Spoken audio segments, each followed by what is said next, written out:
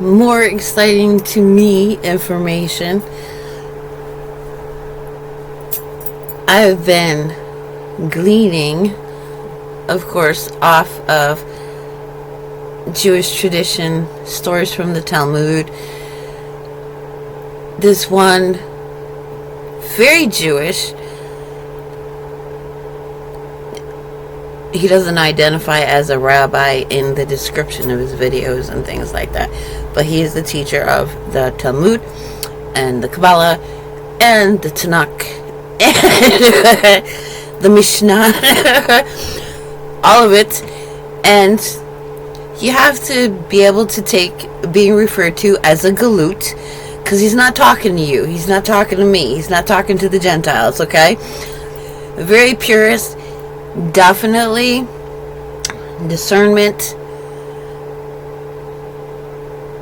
The Jewish, Pharisaical, Sadduceical belief systems, I would say corrupted, leavened, with the Asian Oriental teachings from the fallen angels about astrology. That's what goes into their Kabbalah. And so you want to use discernment. They do not believe in the person or personage of God, nor that Yahusha was the Mashiach ben Yosef, because they're also expecting the Mashiach ben David. So, do I want to explain this to you right now? So they understand that the Mashiach first must come, the one that suffers and dies, but they've prayed too hard and too long that they love him, they love this man, they don't want him to die. So they've been praying and praying and praying that he would not have to die, he would not have to die, he would not have to die. And so they believe that their prayers are always answered by Yahuwah, and I covered this in one of my other videos.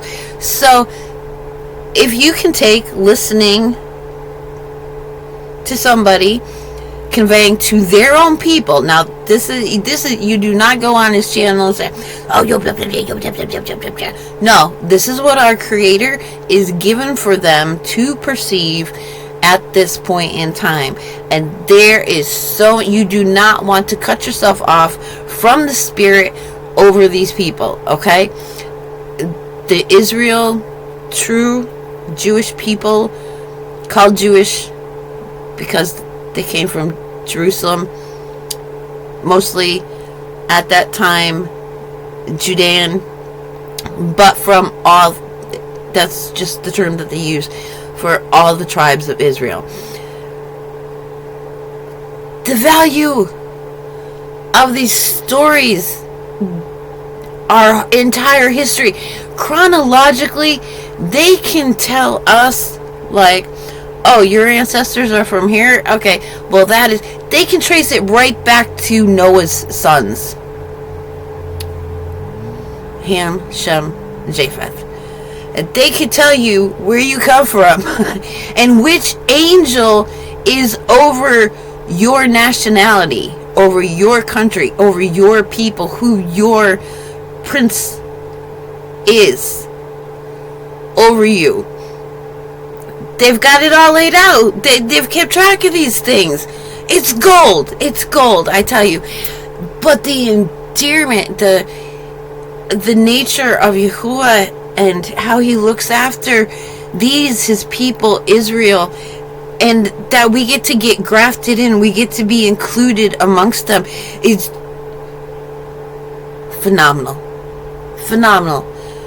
I love it. I'm wholly devoted to it. Stories such as Joseph's wife, an Egyptian woman, right? No. She wasn't just the daughter of an Egyptian priest. She was the adopted daughter, according to tradition. Now, everything was oral. The only thing written down was what Abraham and Moses and Enoch wrote down, because they were commanded to do it. Just like, this was another thing that really tweaked me listening to Mr. Rude's videos, was how he pointed out the revelation given to John to transcribe, that is the only book written by Yahusha himself.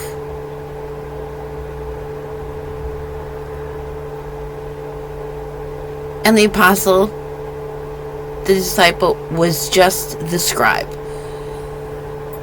Just like Moses, Abraham, Enoch served as scribes for these letters that came via angels directly from Yahuwah.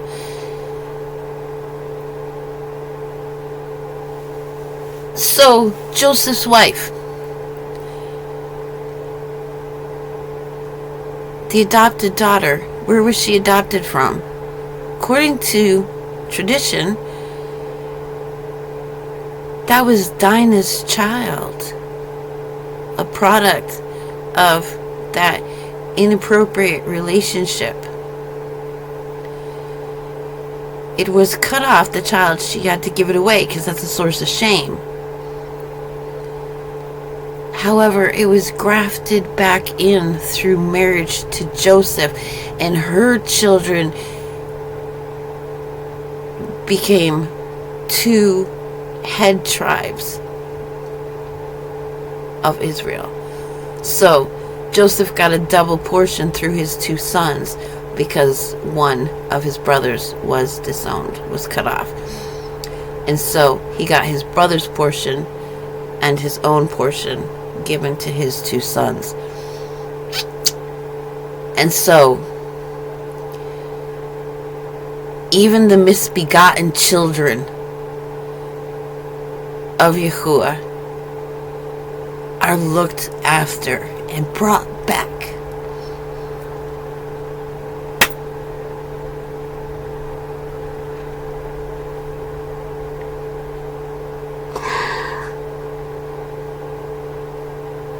How wonderful, how beautiful.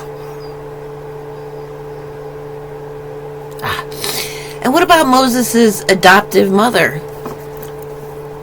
What happened to her? Who was she? Why did she do that? Why was she out in that water when they have bathtubs in the palace?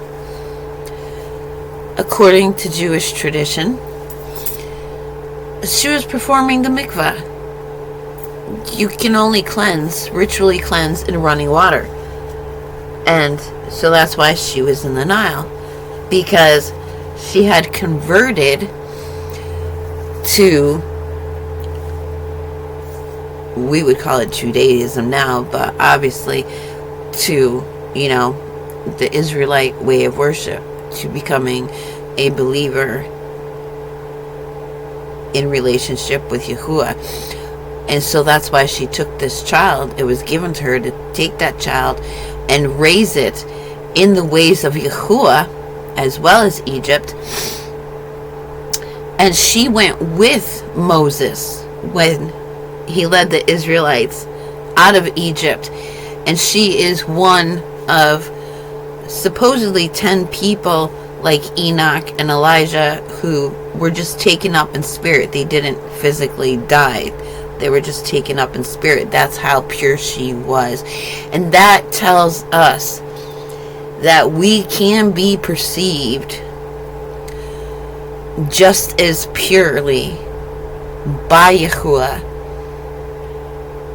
especially now through Yahusha. And maybe the reason she was because his sacrifice was going to be made. I could say that. Yeah. So she was just taken up.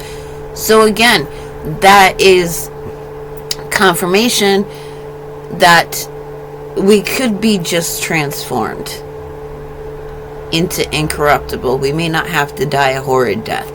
Either way, I'm not invested for myself personally, but I'm just saying, like, the potential exists and we have proof of it.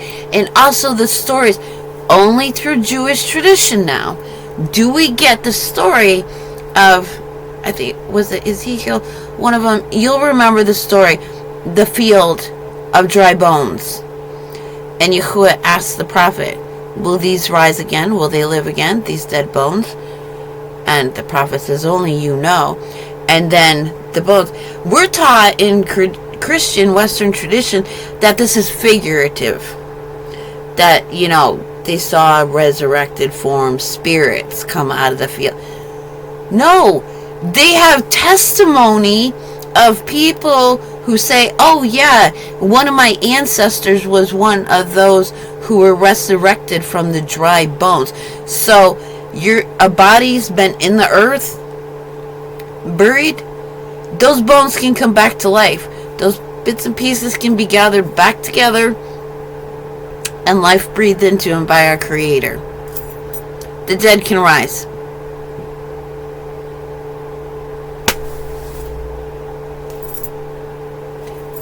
But it's only in Jewish tradition that we get this information. This is why we need it. We need it. Give thanks that Yahuwah preserve these people, no matter how honorary they got, no matter how much they deny the person of God and got caught up in what we refer to as the New Age Gnostic Essene tradition, where it's all just metaphysical and not physical, literal. It's a matrix, it's all an illusion. No, there's a base reality, and I'm as base as it gets, man. Alright. So, there it is. And I've mentioned before how to leave the Garden of Eden to protect Adam and Eve, they were given animal skins to wear. Animal skins are corruptible because they're made to be subject to Adam and Eve. So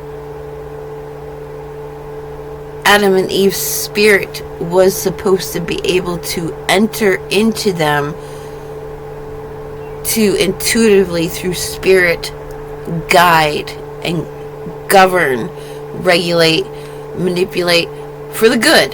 Like, okay, little guy, you don't need to be gnawing on this tree. Go gnaw on that tree and make your dam over there because, these trees over here are thirsty.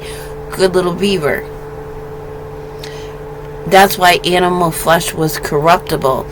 And so Adam and Eve were given animal skins. I haven't read that anywhere. This is just intuitively what is given to me to say. So, this information is... It's like, I don't want to say it because I don't want to get the death sentence, man. I don't want to get the death sentence, man. And I don't want to be Paul. Like, this is not coming from my ego. This is coming from our Creator. Right here, this understanding.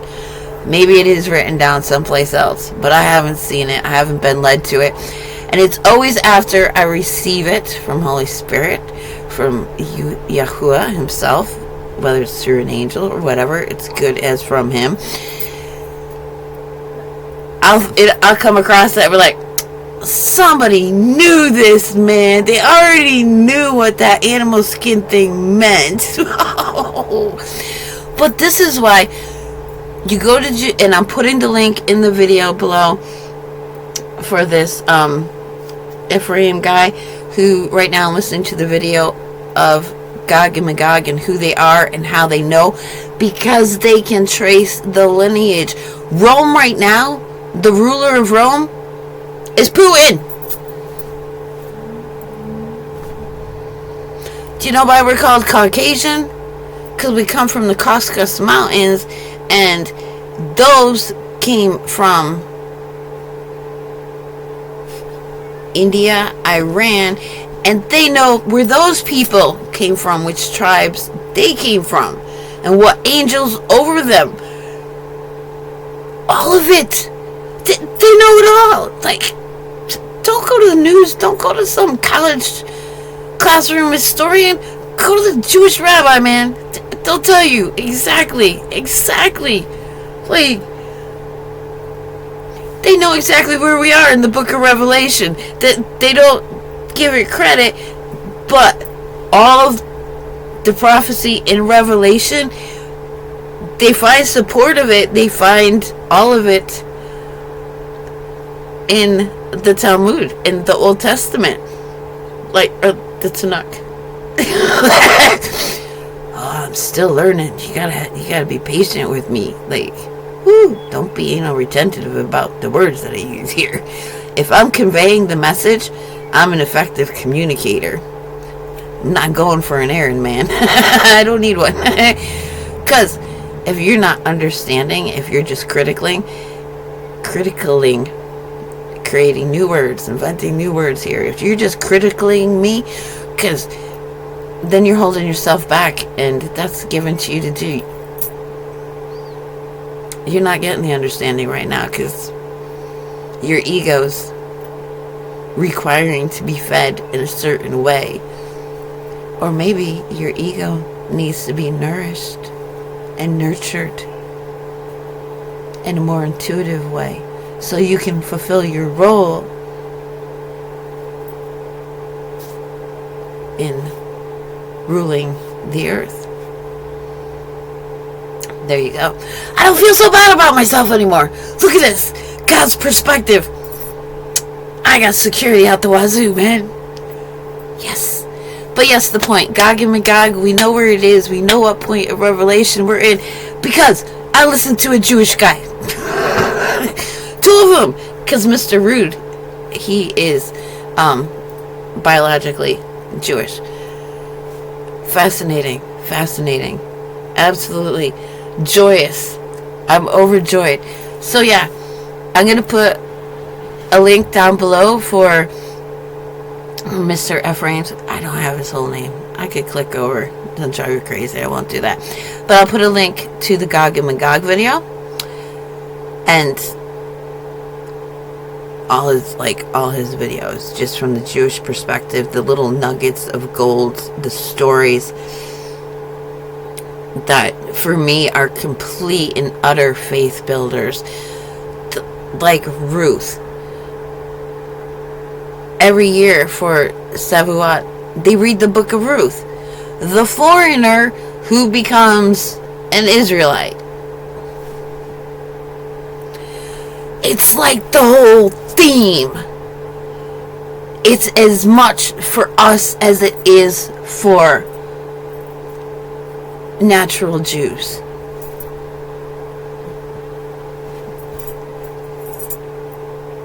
Hallelujah. That's another thing that gets me. But it doesn't really irritate me anymore. It's just like I'm noticing a complete disconnect from cognition.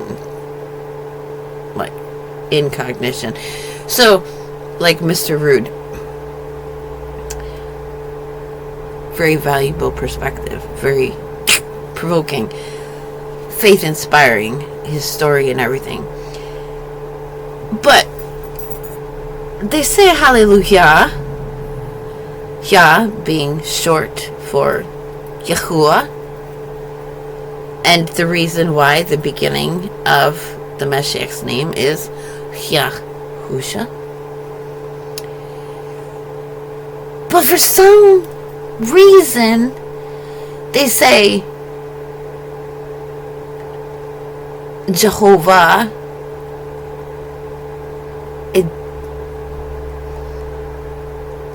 Yeshua. They put the E instead of the A.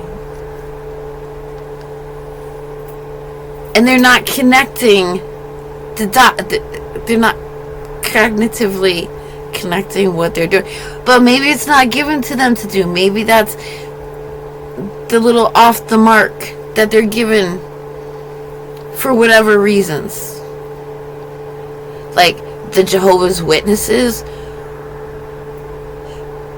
just like the Amish, they have got certain things down pat, worthy of imitation.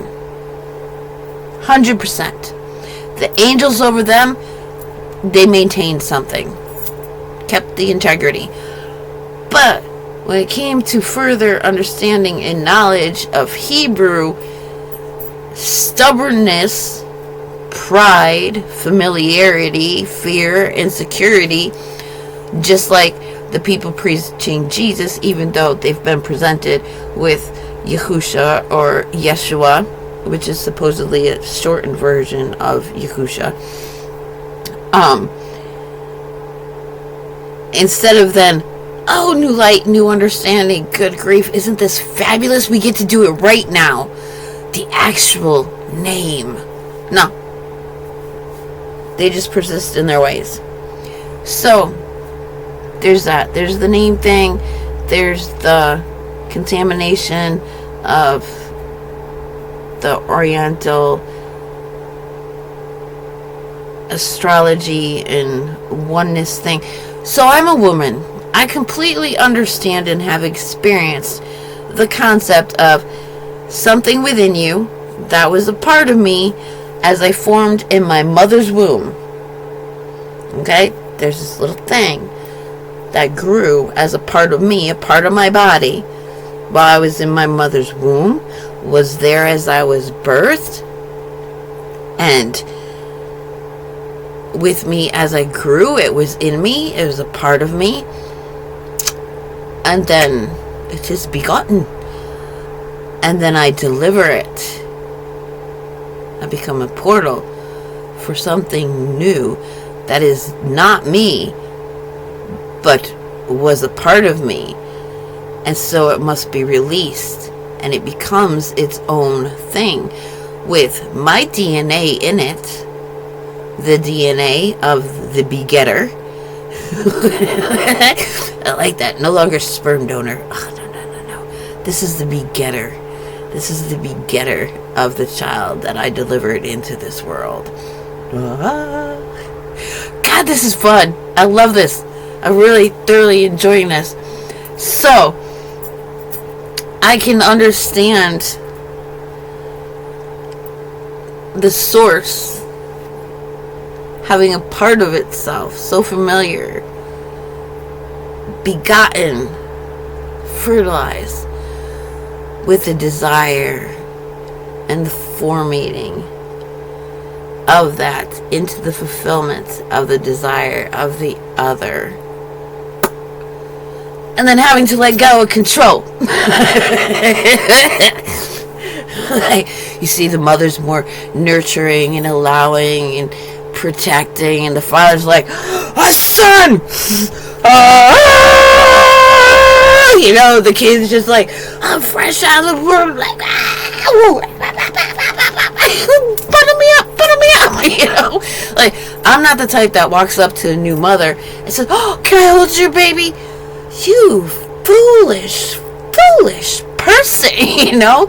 It's like the sacredness of pregnancy. Women don't tell people at first. They don't want the projections. Like, they'll tell you, it's like, oh, because we don't want, like, if something goes wrong, we don't want to drag other people through the hope and the pain. We're so fearful. We're so insecure about this. It's not just that. We don't want your thoughts projected into our little one. Like, before I left Southern California this spring, where I was just like, hyper aware of absolutely everything, everybody's subconscious, everything that was conscious, every principle, every nuance of energy movement in the world around me. This woman, very young, is pregnant, and she's walking around with her belly bare. It's the desert. It gets to be 120 degrees in the freaking shade, man. Don't blame her. She's amongst friends. We got our little community going here. You know, the single guys are over here doing their skate park thing. There's me being psychotic mother figure. And then this family pulls up, and they just didn't know how to deal with it because their kids are just hyper. They're COVID babies. They were born during COVID. And they're hyper aware, and they were raised on that damn Teletubbies laughing sun, and so they're frozen. The only expression these children have is the giggling sun. And no matter what they're feeling feared, they can't express anything but the giggling and the laughter. And there's this huge intelligence just imprisoned in this laughing baby face. And so then tourists come, and I can feel the vibe off these tourists. I'm like, cover your belly, you know. And I got a phone call. Do I even want to know?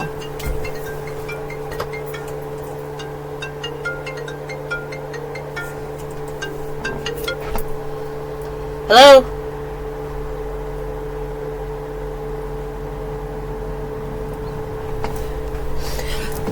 That's annoying. I swear I can live without these things.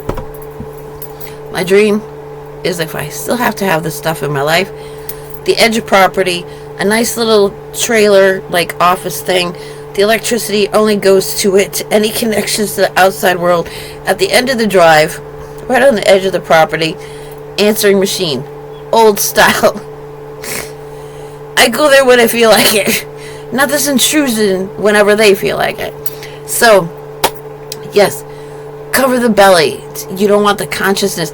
And witches, people who are familiar with witches and used to be witches and know witches, don't let people touch your belly. Don't let people speak words over your belly. Don't do that stuff. This is why in the Middle East, where the passion is break the law, it's death. It's a covenant made with blood. It's to the death, man. They isolate their women during pregnancy and stuff. You don't want people projecting stuff on your wife even before she gets pregnant, filthying her energy, polluting and contaminating this vessel with fear, insecurity, lascivious thoughts and stuff. People, like I've said before, sound is a physical thing. It causes eardrums to vibrate, causes physical effect. A bullet in a gun, it's a projectile just as much as sound is. Sound is just as much a projectile as a bullet in a gun. Your mouth is the freaking gun. Your lungs are the propulsion system for this gun. Your emotion, your passions are the amount of fire behind the power that's forcing that out your mouth. It's physical assault. Your words can be a physical assault, which is why I know people hate me, because I'm assaulting their person with something contrasting to their self-determined, desired way of perceiving the world. I get it. So, yes. Woo! We have taken a journey. Last video, into the nature of milk. And you want to be gender specific if you really want to get the best effects out of things. This is not law, okay? I'm not verbalizing. I'm just allowing you to know down to the minutest movement of energy, you know, these things. Good grief. Duh, protect the women. But they don't like it, and some people take it too far, and then it turns into an abusive thing. But initially, it is the passion, it is the devotion for life itself. Because letting people contaminate and pollute your vessels of life is to hate life. That's life. That's nourishing life.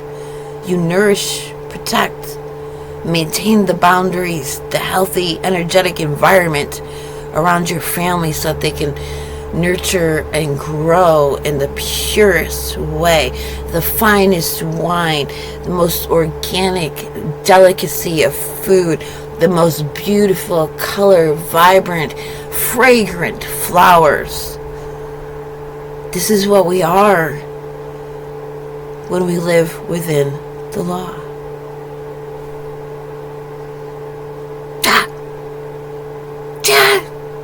Because otherwise it is death.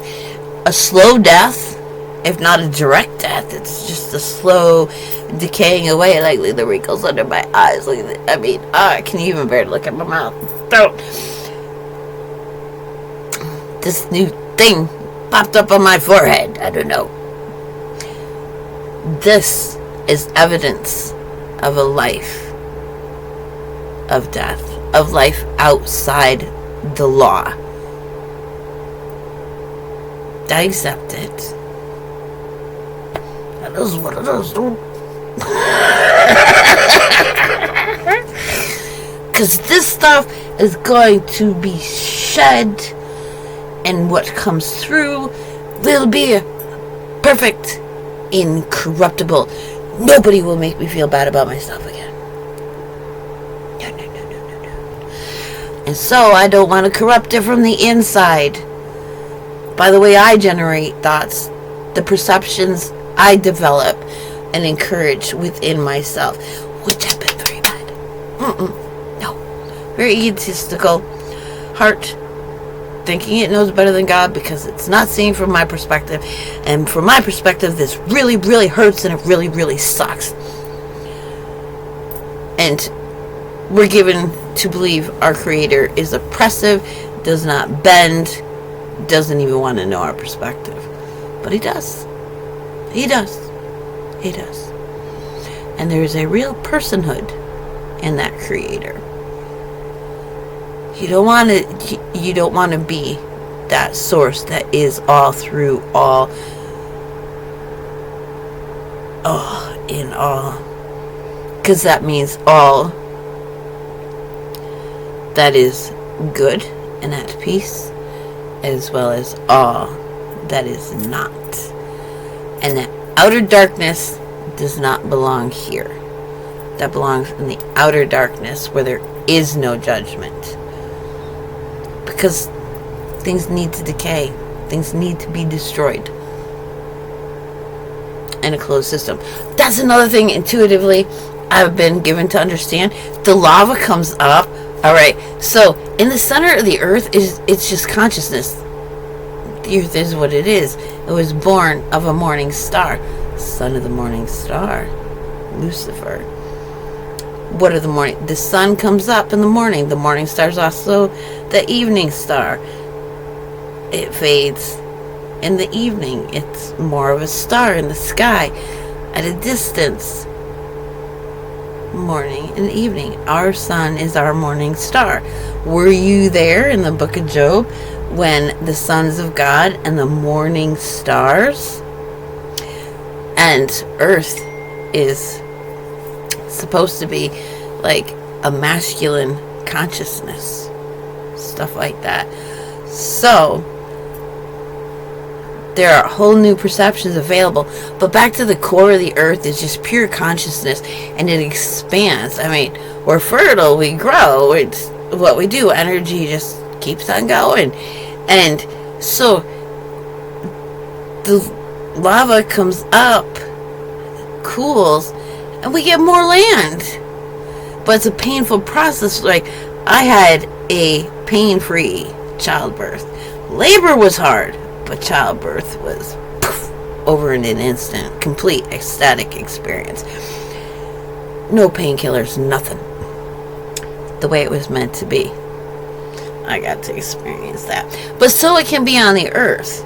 You know, we can have a little, we're laboring here. But our consciousness is cool. Just be cool. Be like Yahusha. Tell the land to cool. Just relax. Relax.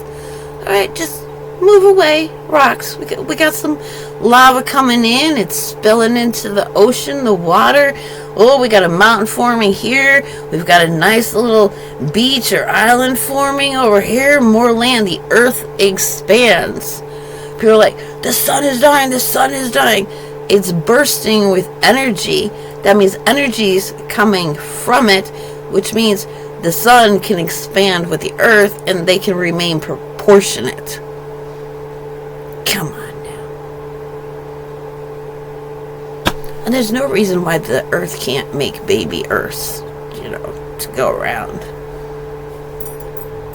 I'm just saying, everything's possible. Dry bones can rise. They can literally come back to life and produce offspring whose descendants are with us today. So, video down below of the Gog and Magog, so you know the history, and you can become familiar with a Jewish teacher if you can bear being called a galut. For me, it doesn't hurt or offend me, because somebody says galut and it's just a very large teddy bear of a man who you don't want to mess with, but is naive about, certain emotional things, or, is the one who doesn't get math because he's more into the intuitive spiritual side of things, which is actually, in my opinion, just more intelligent, because math is a religion. It's not even a science. I've covered that elsewhere. So yeah, if you can bear listening to yourself being referred to, as if you're not in the room, because you are watching a video and you're not in the room, and being called a galut, you'll love it. If you just love the insight, the history, all of that that's preserved through Jewish tradition, you're gonna love it. And then hopefully I will find the other video by Mr. Rude that was relevant.